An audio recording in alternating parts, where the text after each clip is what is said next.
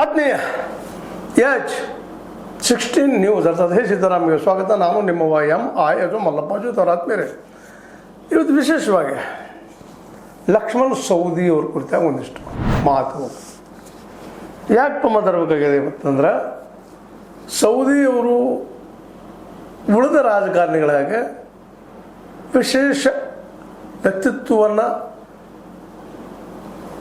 ಹೊಂದಿದ್ದಾರೆ ಅನ್ನುವಂಥ ನೆಲೆಯಲ್ಲಿ. ಯಾಕಂದ್ರೆ ಅಥಣಿ ಭಾಗದಲ್ಲೇ ಸುತ್ತಮುತ್ತ ಭಾಗಗಳಲ್ಲೇ ಕೇವಲ ಒಬ್ಬರು ಲಿಂಗಾಯತರು ಅಥವಾ ಮತ್ತೇನು ಅಂತ ತಿಳ್ಕೊಂಡು ಲೀಡರಾಗಿ ಬೆಳೆದಿಲ್ಲ ಅಂತ ಅನಿಸ್ತದೆ. ಭಾಳಷ್ಟು ಜನರ ಜೊತೆ ಮಾತಾಡಿ ನೋಡಿದಾಗ ಭಾಳ ಜನ, ಅಲ್ಲಿ ಜನ, ಬೇರೆ ಬೇರೆ ಕಡೆ ಜನ, ಅವರಲ್ಲಿ ಒಂದು ವಿಶೇಷವಾದ ವ್ಯಕ್ತಿತ್ವ ಇರ್ತದಂತೆ. ಯಾಕಂತಂದ್ರೆ ಸಹಕಾರ ಕ್ಷೇತ್ರ ಇದರಲ್ಲಿ ಇವತ್ತು ಸಹಕಾರ ನಿಷ್ಠರಾಗಿದ್ದಾರೆ. ಅವ್ರಿಗೆ ಭಾಳ ಎಚ್ಚರಿಕೆ ತೂಗಿ ನೋಡಿ ಕೊಟ್ಟಿರ್ಬೋದು ಅನ್ನಿಸ್ತಾ ಇದೆ. ಬಟ್ ಅವ್ರು ತೆಗೆದುಕೊಂಡಿರ್ಬೋದು. ಇವರ ಪ್ರೆಸೆಂಟ್ ರಾಜಕೀಯ ಬಿಡೋಣ, ಅದನ್ನು DCC ಬ್ಯಾಂಕ್ ಯಾರ ಕೈಯಾಗದ, ಅದನ್ನ ಯಾವ ರೀತಿ ಪಡ್ಕೊಂಡ್ರು, ಏನು ಮಾಡ್ರು ಅನ್ನುವಂಥದ್ದು. ಡೆಮೋಕ್ರಸಿಯಲ್ಲಿ ಏನಪ್ಪ, ಯಾರ ಕಡೆ ಮತ ಹೆಚ್ಚಾಕಾರ ಅವರು ಗೆಲ್ತಾರೆ. ಇದು ಸಿಂಪಲ್ ಪಾಲಿಸಿ. ಹಂಗೆ ಇವತ್ತು ಗೆದ್ದವ್ರು ಇರ್ಬೋದು, ಇಲ್ದೇನೂ ಇರ್ಬೋದು. ಆದರೆ ಸಹಕಾರ ಕ್ಷೇತ್ರದ ಬಗ್ಗೆ ವಿಶೇಷವಾಗಿ ಅಭ್ಯಾಸ ಮಾಡಿ ಬೆಳೆದು ಬಂದಂಥ ಜನರ ಸಹಕಾರದಿಂದ ಮೇಲೆ ಇದ್ದಂಥ ವ್ಯಕ್ತಿ ಇವತ್ತು ರಾಜಕೀಯದಲ್ಲಿ ಏನಾಗಿಬಿಡೋದಪ್ಪ, ದುಡ್ಡು ಹಾಕಿ ದುಡ್ಡು ತೆಗೆಯುವಂಥ ಒಂದು ವ್ಯಾಪಾರ ಆಗ್ಯದ. ಇದನ್ನು ಅನೇಕ ರಾಜಕಾರಣಿಗಳು ಇವತ್ತಿನ ರಾಜಕಾರಣಿಗಳು ಒಪ್ಕೊಳ್ತಾರೆ. ಮತ್ತು ರಾಜಕೀಯ ಮಾಡ್ಬೇಕಾದ್ರೆ ದುಡ್ಡು ಬೇಕು, ದುಡ್ಡು ಇಲ್ಲಕ್ಕೆ ಆಗೋದಿಲ್ಲ.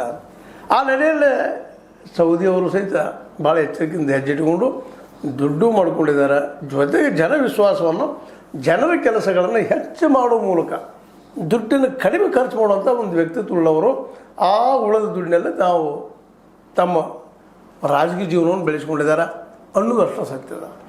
ಯಾಕಂತಂದ್ರೆ ರಾಜಕೀಯದಲ್ಲಿ ನೋಡ್ರಿ, ಯಾವುದೇ ವ್ಯವಹಾರ ಆಗಬೇಕಾದ್ರೂ ಕಮಿಷನ್ ತೊಗೊಳ್ಳೋದು ಯಾರೂ ಮಾಡೋದೇ ಇಲ್ಲ. ಯಾಕೆ ನಾವು ಫ್ಯೂಚರ್ಗೆ ದುಡ್ಡು ಬೇಕಪ್ಪ, ಅದನ್ನು ತಿಳ್ಕೊಬೇಕಾಗ್ತವೆ. ಒಬ್ಬ ರಾಜಕಾರಣಿ ನಾನು ಭಾಳ ಪ್ರಾಮಾಣಿಕ ಇದ್ದೀನಿ, ನಾನು ಗಾಂಧಿವಾದಿ ಇದ್ದೀನಿ, ಹಾಗೆ ಈಗ ನಾವೆಲ್ಲ ಮಾತಾಡ್ಬೋದಿಲ್ಲ ಅಂತಲ್ಲ. ಮತ್ತು ಇವತ್ತು ಜನರು ಗಾಂಧಿ ಮೇಲೆ ವಿಶ್ವಾಸ ಇಟ್ಟಿದ್ದಾರೆ, ಇಲ್ಲೋ ಬೇರೆ ಮಾತು.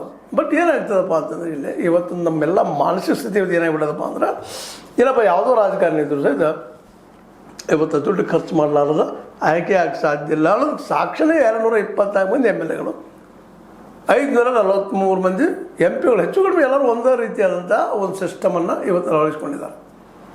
ಇಂಥ ಒಂದು ಸಂದರ್ಭದಲ್ಲೇ ಇದ್ದಿದ್ರಲ್ಲಿ ಒಂದಿಷ್ಟು ಮಾನವೀಯ ಗುಣಗಳನ್ನು, ಜನರ ಸಂಪರ್ಕವನ್ನು ಹೊಂದಿರುವಂಥ ನಮ್ಮ ಸಹಕಾರ ಸಚಿವರಿಗೆ ಇವತ್ತು ಆ ಸಚಿವಗಿರಿ ಬಂದದ.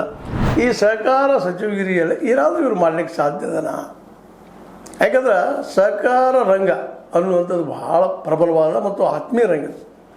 ಒಬ್ಬರಿಗೊಬ್ಬರು ಕೊಟ್ಟು ತಗೊಂಡು ಬೆಳೆಯುವಂಥದ್ದು, ತಮ್ಮ ಉದ್ಯೋಗಗಳನ್ನು ಬೆಳೆಸುವಂಥದ್ದು, ಬ್ಯಾಂಕ್ಗಳಾಗಿರ್ಬೋದು,